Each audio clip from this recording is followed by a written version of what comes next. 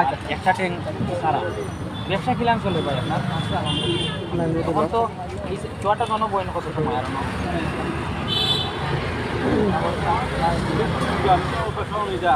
আপনি পয়েন্টে যে বইতে আগে কিনে আগে রেডি নি ভাই।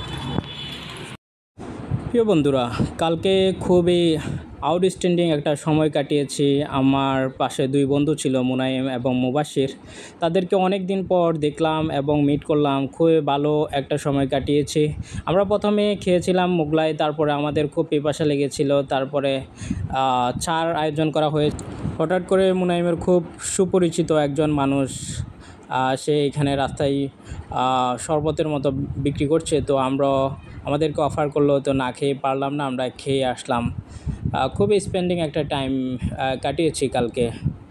তো মুবাশির খুবই হেলথ কনসাস ছিল, সে রাস্তা ছাড়াই খেয়েছে, আমরা খেয়েছি রাস্তা দিয়ে। দরকার আমি হয়তো ওই যে কয়েক বছর পরে এই যে আমরা